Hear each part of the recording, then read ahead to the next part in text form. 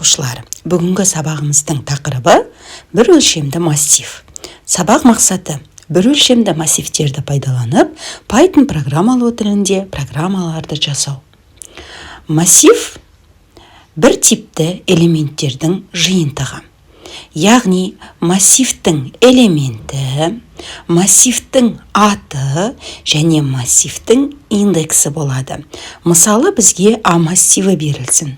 Оның элементтері 11, 7, 9, 8, 23, 5, 6 және 78. Бұл жерде массивтің элементтері 11, 7, 9, 18, 23, 5, 6 және 78. Массивтің аты А. Біз массивті шақырғанда міндетті түрде массив атауымен шақырамыз. Массивтің индекстері А1, А2, А3, А4, А5, А6, А7, А8. Массивтің элементінің индексі элемент орынын білдіреді. Мысалға, 5 элементі А6 орында орналасқан, немесе 23 элемент А5 орында орналасқан. Мұндағы А массив аты 5 массив элементінің индексі. Массивтің түрлері бір өлшемді массив, екі өлшемді массив және көп өлшемді массив. Және массивтің қолданылатын типтер, сандық типтер, integer, float, мәтіндік, string, символдық, string. Массивтің ерекшелігі. Элементтердің барлығы бір типті болады, элементтер бір атаумен аталады, элементтер жадта қатар орналасады. Бір өлшемді массивтерді енгізу.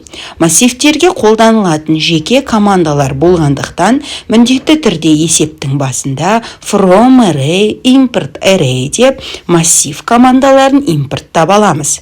Екінші жолда A тең array, жақша ішінде тырнақша, оның ішінде I. Бұл жердегі I массивтің элементтерінің типін білдіреді. Өздеріңізге жоғарыда айтқандай, массив тек қана бір типті элементтерден құралады. Бірыңғай сандар, бірыңғай әріптер немесе символдарыдан. Мысалға, мына жерде I, ол бізде integer сөзінің бастапқы әріпі, яғни массив элементтерінің бәрі integer. Келесі n-тен int input. Бұл жердегі n массивтің ұзындығын, яғни массив қанша элементтен тұрады, соны білдіреді.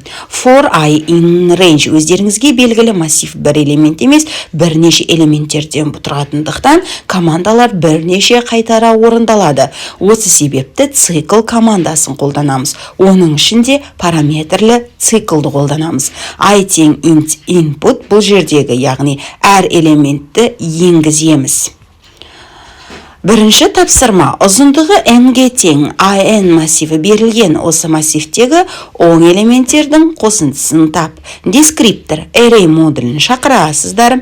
Массивке атау және типін көрсетесіздер. Массив элементтерін енгізесіздер. For циклын және міндетті түрде оң элементтерді енгізу үшін шарт қоясыздар. Яғни әр элемент 0-ден үлкен болу керек.